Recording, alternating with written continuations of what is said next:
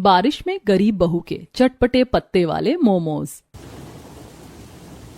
लीजिए भैया, आपके चटपटे पत्ते वाले मोमोज तैयार हैं। तीखी चटनी थोड़ी और डाल दूं? बारिश के मौसम में तीखा खाने का अपना ही मजा है।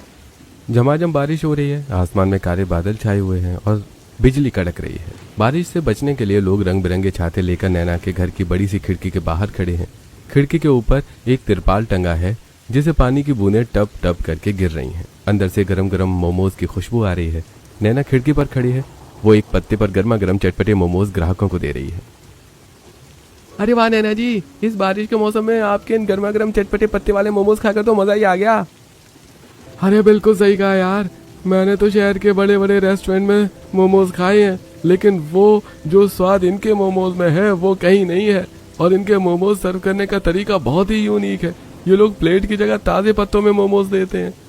आखिर नैना मोमोज को पत्तों में क्यों देती है और वो इतनी बारिश में अपने घर की खिड़की से चटपटे पत्ते वाले मोमोज क्यों बेच रही है, ये जानने के लिए चलिए कहानी में थोड़ा पीछे चलते हैं। अरे आप थोड़ा जल्दी कीजिए ना, आज वीकेंड है, दुकान पर ग्राहकों की लाइन लगी होगी। आपको दुकान जाने का मन नहीं है क्या? चल तो रहा हूँ, अब इंसान बाथरूम भी नहीं जाएगा क्या? और वैसे भी मैं दुकान नहीं गया तो तुम मुझे चैन से जीने थोड़े दोगे? अच्छा जी, ऐसे बोल रहे हैं जैसे रोज मैं आपको जबरदस्ती दुकान भेजती हूँ। मुझे पता है दुकान जाए बिना तो आपका भी मन नहीं लगता है। अरे तुम दोनों एक दूसरे की टांग खींच चुके हो तो जाकर दुकान खोलो, दुकान में कस्टमर इंतजार कर रहे होंगे। भैया भाभी, माँ बिल्कुल सही कह रही है, दुकान खोलने का टाइम हो गया, आप दोनों जाकर दुकान खोल लीजिए। समीर और नैना दोनों अपनी दुकान पर जाकर दुकान खोलते हैं। दोनों की फास्ट फूड की दुकान थी। दुकान में ग्राहकों की काफी भीड़ थी। चाउमीन, रोल्स, मोमोज और चिकन की महक फैली हुई थी। नैना खाना पका रही थी और समीर काउंटर पर खड़ा था। दुकान में बहुत चहल पहल है और हर कोई खुश है और धंधा जोरों पर चल रहा है। अरे भैया, एक प्लेट हाफ चाउमीन दे दीजिए जल्दी से। अरे और भाभी जी, मुझे तो आपके हाथों के वो स्पेशल मोमोज चाहिए, एकदम चटपटे वाले। जी भैया, अभी लीजिए, आप हमारे रेगुलर कस्टमर हैं, आपको निराश थोड़ी करेंगे। नैना फटाफट से मोमोज स्टीम करके अर्जुन को दे देती है। नैना और समीर हर दिन ऐसे ही गुजारते थे।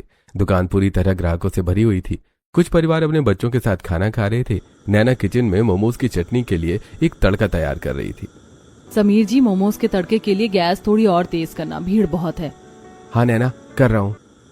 समीर जैसे ही गैस का वॉल्व घुमाता है, पुरानी गैस पाइपलाइन से अचानक बहुत तेज निकलने लगती है, जिससे पहले कि कोई कुछ समझ पाता कढ़ाई का खौलता हुआ तेल गैस की आंच के कांटेक्ट में आ जाता है और एक बहुत जोरदार धमाका होता है। आग की विशाल लपटें उठती हैं और सेकंड्स में पूरे रेस्टोरेंट को अपनी चपेट में ले लेती। बचाओ समीर!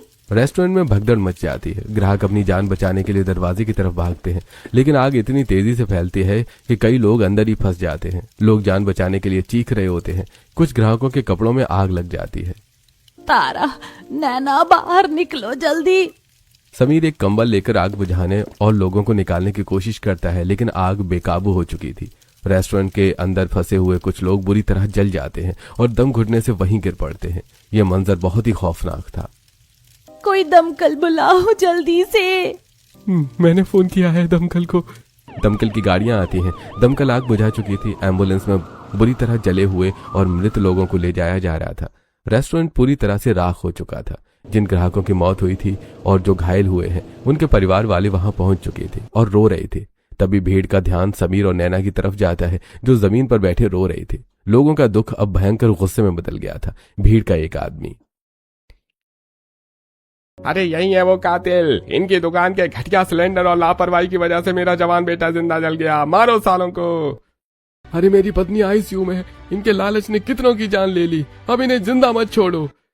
पूरी भीड़ समीर, नैना और उनके परिवार पर टूट पड़ती है।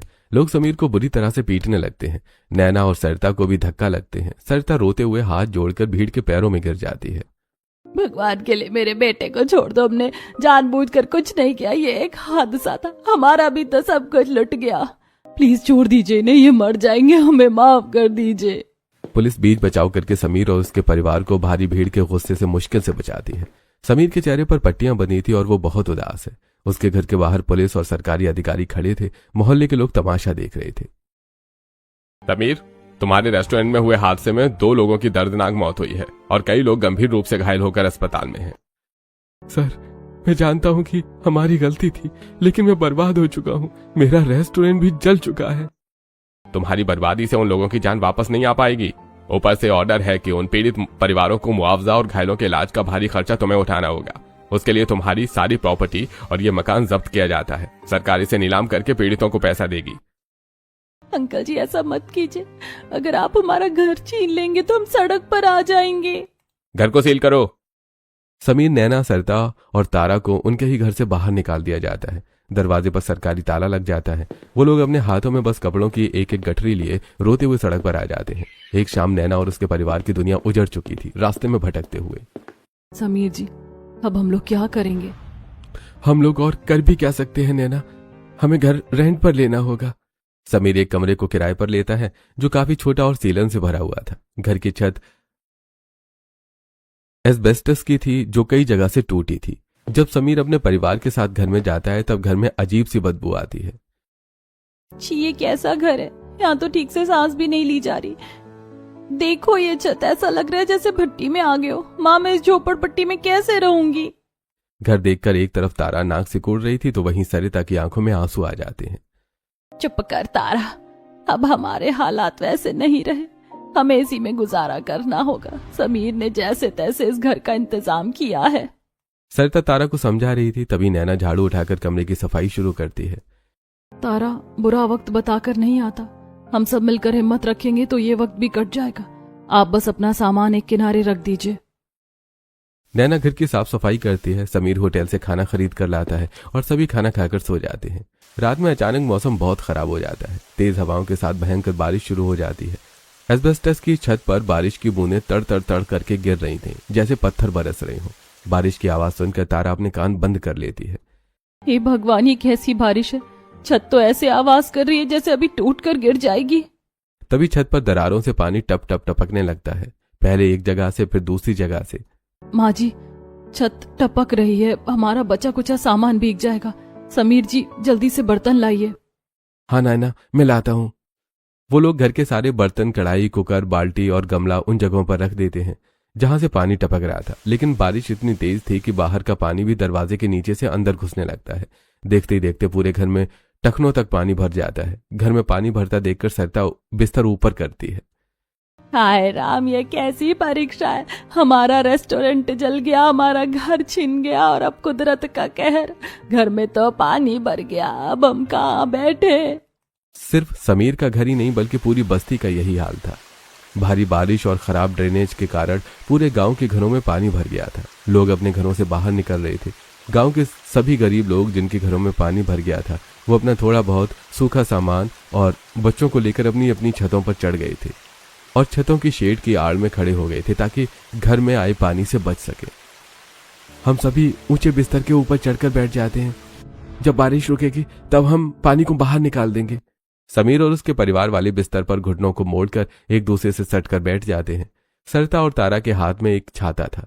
सभी को बहुत नींद आ रही थी। सरिता और तारा को भी नींद आ रही थी तो वो दोनों बैठे बैठे ही झपकी ले रही थी, जबकि नैना और समीर बारी बारी से पानी से भरे बर्तन खाली करते हैं। सुनिए जी, लग रहा है कि आज की रात तो पानी निकालते हुए ही कट जाएगी। अरे नई जिंदगी की शुरुआत हो रही है नैना, तो परेशानी तो आएगी ही ना। नैना और समीर दोनों इस तरह बातें करते हैं। वो पूरी रात सो नहीं पाते, बस जागकर सुबह होने का इंतजार करते हैं।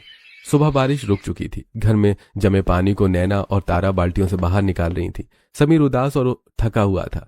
वो मुंह हाथ धोकर अपने कपड़े बदल रहा था। समीर जी, आज आप काम ढूंढने जा रहे हैं ना? देखिए बाहर अभी भी कीचड़ है, संभल कर जाइएगा। हाँ नैना, मुझे जाना ही होगा। घर में खाने को एक दाना नहीं है। मैं किसी रेस्टोरेंट में काम ढूंढता हूँ। समीर बाहर जाता है। वो एक रेस्टोरेंट से दूसरे रेस्टोरेंट में काम ढूंढता है। सर, मैं बहुत गरीब हूँ, मुझे काम की बहुत जरूरत है।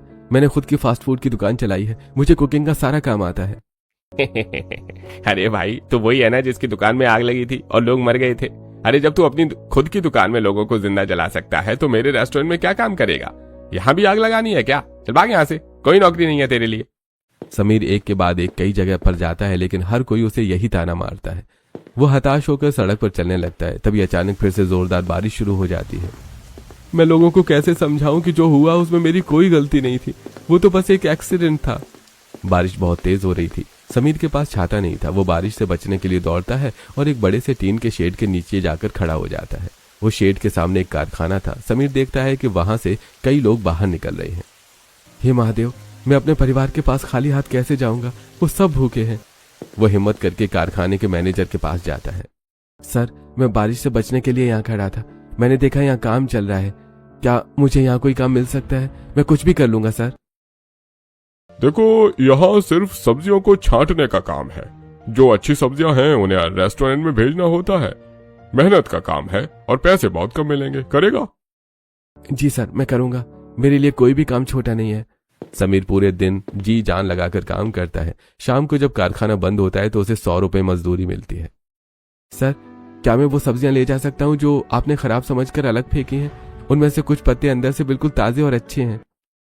अरे हाँ, ले जा। वो तो वैसे भी कचरे में जाने वाले हैं। समीर उन फेंके हुए सब्जियों में से जो साफ सब्जियां होती हैं उन्हें एक कैरी बैग में भर लेता है और खुशी खुशी घर की तरफ लौटता है। लेकिन रास्ते में फिर से भयंकर बारिश शुरू हो जाती है। समीर के पास छाता नहीं था तो वो पूरी तरह से भीग जाता है। समीर बुरी तरह खांसते और कांपते हुए घर आता है और वो पूरी तरह से भीगा हुआ था। अरे नैना, जल्दी से कुछ पोंछने के लिए दो और ये सब्जियां पकड़ो। तारा जल्दी से सब्जियों का बैग पकड़ती है और नैना समीर को गमछा ला कर देती है। सरता समीर को इतना भीगा देखकर उस पर गुस्सा करती है और परेशान होती है। हे भगवान, तू पूरा भीग गया है समीर। क्या जरूरत थी इतनी बारिश में भीगने की? पहले इतनी मुसीबतें, अब तू बीमार पड़ गया तो क्या होगा? माँ, मुझे काम मिल गया। ये लो पैसे और मैं ये कुछ सब्जियां लाया हूँ। समीर चक्कर खाकर जमीन पर गिर पड़ता है। उसे बहुत तेज बुखार आ गया था। समीर जी, क्या हुआ आपको? तारा, जल्दी से एक सूखा कपड़ा लाओ। नैना जल्दी से अपनी सूती साड़ी का एक कोना फाड़ती है, उसे पानी में भिगोती है और समीर के माथे पर ठंडी पट्टियां रखने लगती है। समीर एक पुरानी चारपाई पर लेटा हुआ है। उसे बहुत तेज बुखार है। नैना एक बर्तन में ठंडा पानी लिए बैठी है और समीर के माथे पर ठंडे पानी की पट्टियां रख रही है। आप बिल्कुल चिंता मत कीजिए, बुखार जल्दी उतर जाएगा। नैना, घर की हालत देख रही हो। अरे मेरे पास कोई काम नहीं है और ऊपर से ये कम वक्त बुखार, कैसे चलेगा हमारा घर? तभी अचानक बाहर जोरदार बारिश शुरू हो जाती है। बादलों की गड़गड़ाहट के साथ मोटी मोटी बूंदें घर की छत पर गिरने लगती हैं। कुछ ही सेकंड्स में छत से पानी टपकने लगता है। पानी ठीक समीर की चारपाई के पास टपक रहा था। हे भगवान, एक तो ये गरीबी और बुखार, ऊपर से ये बारिश, अब ये छत फिर से टपकने लगी। भाभी, आप भैया को देखिए, मैं कुछ करती हूँ। तारा भागती हुई घर के बाहर जाती है। बाहर गली में पानी तेजी से बह रहा था और घर के दरवाजे के अंदर आ रहा था। तारा बारिश में पूरी तरह भीग जाती है और वो जल्दी जल्दी घर के बाहर पड़े हुए ईंटों को लेती है और दरवाजे के सामने कुछ ईंटें लगाती है और पुराने फटे हुए कपड़ों को ईंटों के बीच फंसा देती है ताकि गली का गंदा पानी घर के अंदर ना आ सके। उसके बाद वो भागकर अंदर आती है और रसोई से कुछ बर्तन, पतीले और बाल्टियां लाकर उन जगहों पर रख देती है जहां जहां छत टपक रही थी। मैंने बाहर ईंटें और कपड़े लगा दिए हैं, पर अंदर तो हर जगह पानी टपक रहा है। रात भर नैना समीर की सेवा करती है। अगली सुबह समीर की हालत थोड़ी बेहतर होती है, लेकिन वो कमजोर था। नैना की नजर उस कैरी बैग पर पड़ती है जिसमें समीर सब्जियां लेकर आया था। समीर नैना को पैसे देता है। अरे बहू, ये ले पैसे, राशन की दुकान पर जाकर कुछ खरीद कर ले आ। नैना सरता के हाथ से पैसे लेती है और राशन की दुकान पर जाकर राशन और मैदा ले आती है। वो सभी के लिए भुजिया रोटी बना देती है। समीर भी रोटी भुजिया खाकर अपने काम पर चला जाता है। सब्जी के कारखाने में काम करके समीर जैसे तैसे अपने घर को चला रहा था। एक रात नैना रसोई में खाना बना रही थी।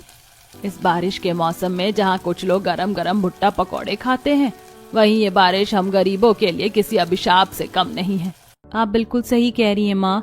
जब से बारिश शुरू हुई है मैंने एक दिन भी कुछ गर्मा गर्म नहीं खाया। सरता और तारा एक दूसरे से बातें कर रही थी। नैना रसोई में बैठी बैठी उनकी बात सुन रही थी।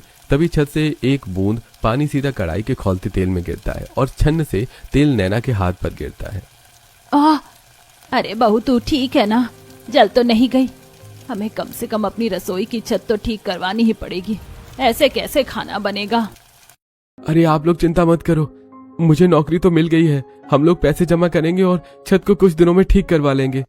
नैना खाना बनाती और सभी खाना खाकर बारिश में जैसे तैसे सोते हैं। अगले दिन पूरे मोहल्ले में पानी भर गया था। बाढ़ जैसे हालात थे। बारिश थोड़ी कम हुई तो समीर काम पर पहुंचता है। मैनेजर उसे एक बड़े से गोदाम में ले जाता है। अरे भाई, इतनी बारिश में भी आ गए तुम? हाँ ठीक है, काम पर लग जाओ।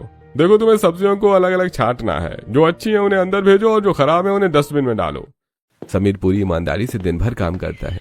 शाम को मैनेजर खुश होकर उसे उसकी दिहाड़ी देता है।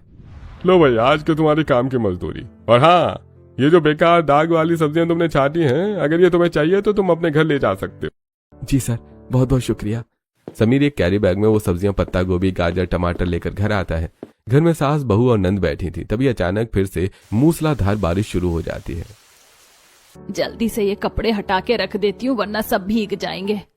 सरता और तारा कपड़े साइड करती हैं। नैना ने पहले ही खाना बना लिया था तो वो सभी को खाना देती है और सभी खाना खाकर आराम करते हैं। अगले दिन समीर फिर से काम पर चला जाता है और उसके जाने के बाद बारिश शुरू हो जाती है। नैना, बहुत अच्छा हुआ बारिश समीर के काम पर जाने के बाद शुरू हुई। अब तो वो पहुंच गया होगा। नैना सरता की बात सुन रही थी, तभी अचानक उसका ध्यान रसोई की तरफ जाता है। माँ जी देखिए, मैदे में पानी गिरकर मैदा खराब हो रहा है। भाभी एक बात बोलूं क्या? बाहर इतनी तेज बारिश हो रही है, मेरा तो मोमोज खाने का बड़ा मन कर रहा है। काश आपके हाथों के चटपटे मोमोज होते। अगर हमारी दुकान होती ना तो अभी तक मैं दुकान जाकर मोमोज खा भी चुकी होती। तारा की बात सुनकर नैना और सरता दोनों मुस्कुराती हैं। नैना गीले मैदे और समीर की लाई हुई सब्जियों को देखकर कहती है, अरे ऐसी बात है तो मैं अभी मोमोज बना देती हूँ। मैदा तो गीला हो ही गया है, उसे गूंथ लेते हैं और इन सब्जियों से मोमोज बनाते हैं। नैना बहुत ही बारीक तरीके से पत्ता गोभी, गाजर और प्याज काट रही थी। तारा एक बर्तन में सोयाबीन भिगो रही है। सरता गीले मैदे को अच्छे से गूंथकर छोटी छोटी लोइयां बेल रही थी। नैना सब्जियों में चटपटे मसाले डालकर मिलाती है और उन्हें भरकर मोमोज का सुंदर शेप देती है। मोमोज तैयार करने के बाद नैना मोमोज की चटनी बनाती है। मोमोज तो बन गए तारा, अब मैं तीखी लाल मिर्च और लहसुन वाली चटनी बनाती हूँ। हाँ अभी जल्दी कीजिए, मुझसे तो रुका ही नहीं जा रहा। मोमोज स्टीम होने लगते हैं। बारिश की ठंडी हवाओं के साथ मोमोज और लहसुन की तीखी चटनी की खुशबू घर की खुली खिड़की से बाहर गली में फैलने लगती है। बाहर बारिश से बचने के लिए कुछ लोग नैना के घर के बाहर छज्जे के नीचे खड़े थे। खुशबू उनके नाक तक पहुंचती है। अरे वाह भाई, इनके घर से कितनी अच्छी टेस्टी मोमोज की खुशबू आ रही है। मुझे तो बड़ी तेज भूख लग रही है।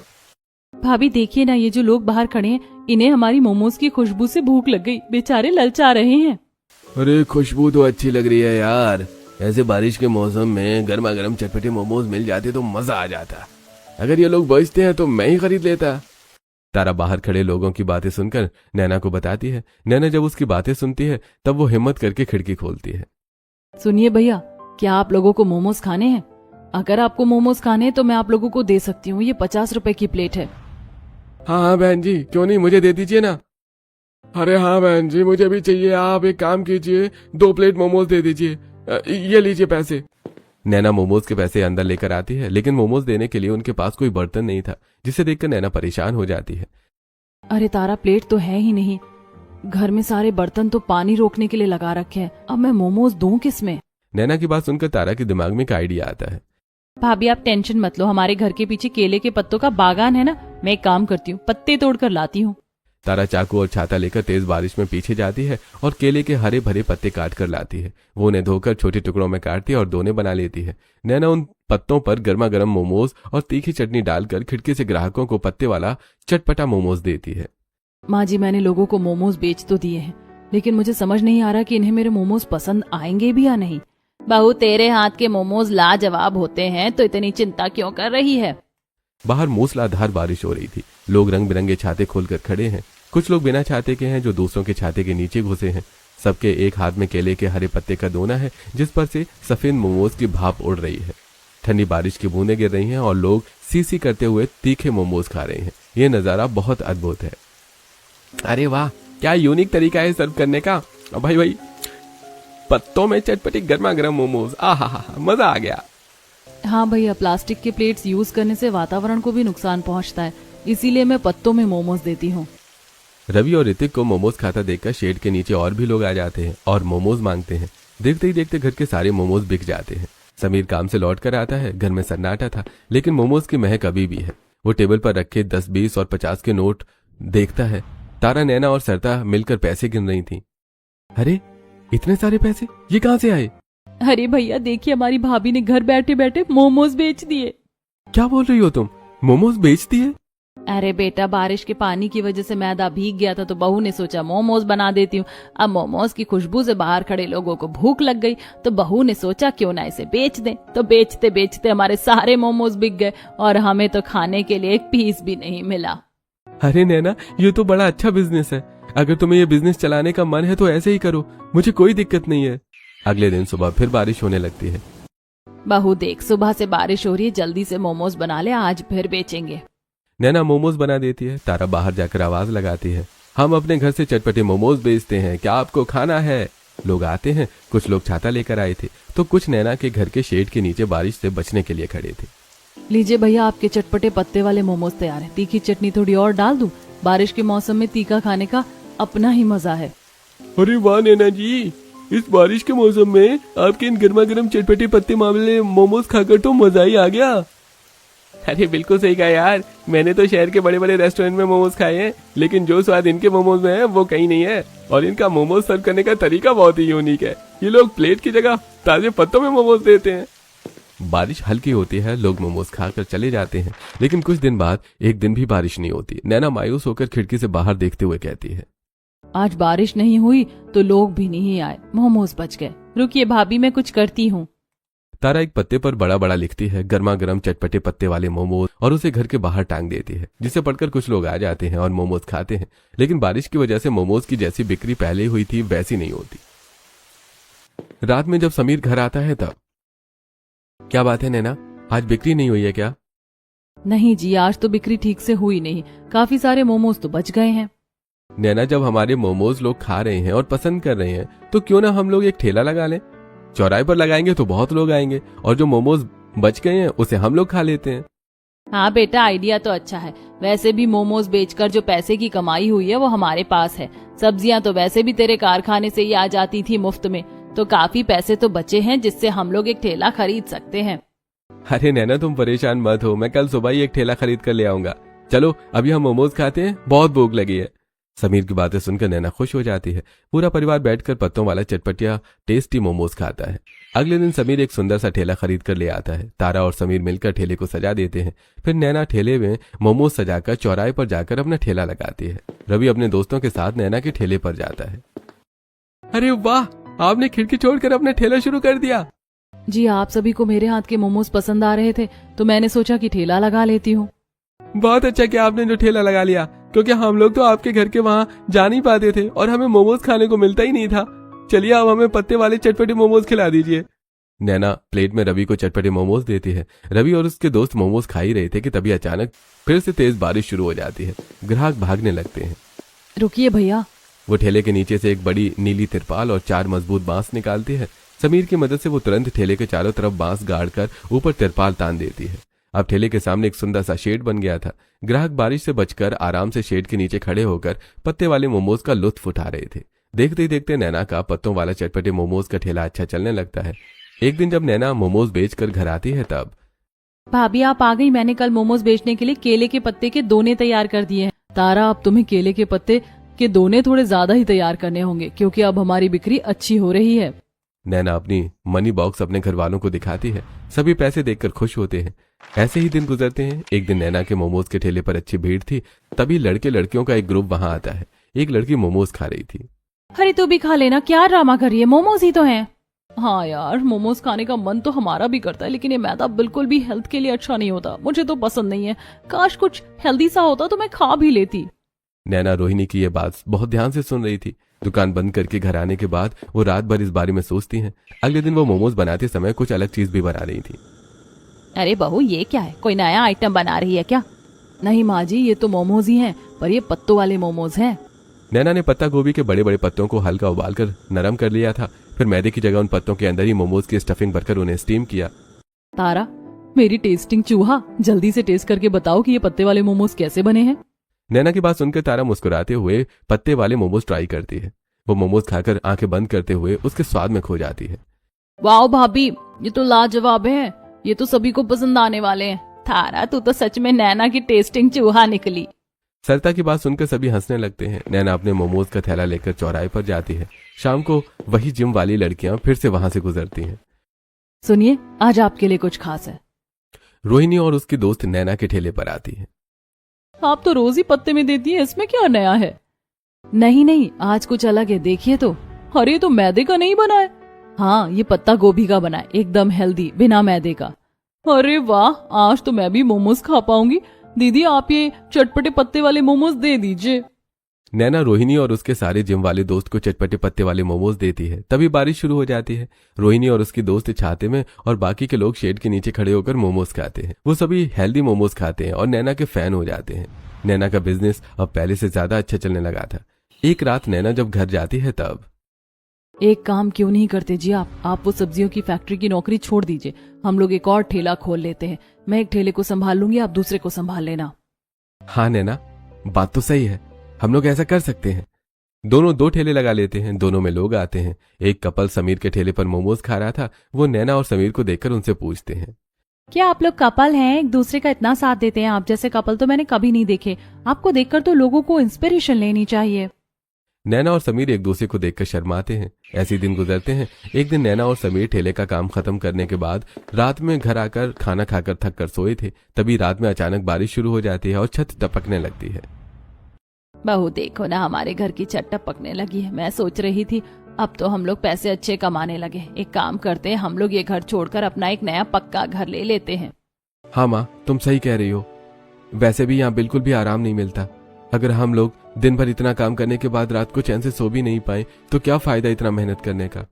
बारिश से परेशान होकर समीर और नैना एक सुंदर पक्का मकान खरीद लेते हैं और अपने पूरे परिवार के साथ अपने नए घर में आ जाते हैं। वाह भैया, ये घर तो हमारे पहले वाले घर से भी ज्यादा बढ़िया और सुंदर है। यहाँ कोई छत नहीं टपकती। समीर और नैना हॉल के सोफे पर बैठे हुए थे। सरिता नैना के सिर पर हाथ फेरते हुए कहती है, हाँ बेटी, ये सब तेरे भैया और भाभी की मेहनत की वजह से ही हुआ है। नहीं माँ जी, आप लोगों ने भी तो हमारा इतना साथ दिया, हमेशा हर काम में हमारी मदद की है। भैया भाभी, मैं सोच रही थी कि अगर हम लोग पहले की तरह अपना कोई चटपटे पत्ते वाले मोमोज का रेस्टोरेंट खोले तो कैसा रहेगा। नहीं तारा, अब हम लोग रेस्टोरेंट नहीं खोलेंगे। तुम्हारी भाभी सही कह रही है तारा। हमारी पुरानी दुकान के साथ जो हुआ वो मंजर मैं अभी तक नहीं भूला हूँ। हमारे लिए तो ये ठेला ही ठीक है। नैना और समीर चौराहे पर अपने अपने चटपटे पत्ते वाले मोमोज का ठेला संभालते हैं। एक दिन दुकान पर ग्राहक थोड़े कम थे तो दोनों अपने अपने ठेले के टेबल पर बैठकर बातें करने लगते हैं। थैंक यू नैना, मेरा हर कदम पर साथ देने के लिए। कैसी बातें करते हो? मैं आपका साथ नहीं दूंगी तो और कौन देगा? तुम्हारे मोमोज, तुम्हारे वो पत्ते वाले मोमोज के आइडियाज की वजह से ही आज हम यहाँ पर हैं। उस दिन अगर तुमने हिम्मत करके अपनी टूटी हुई खिड़की से मोमोज नहीं बेचे होते तो पता नहीं हम लोग आज यहाँ होते भी या नहीं। शायद हम अभी भी उसी टूटे घर में बारिश के पानी से परेशान रहते। आप बारिश को कुछ मत बोलिए जी।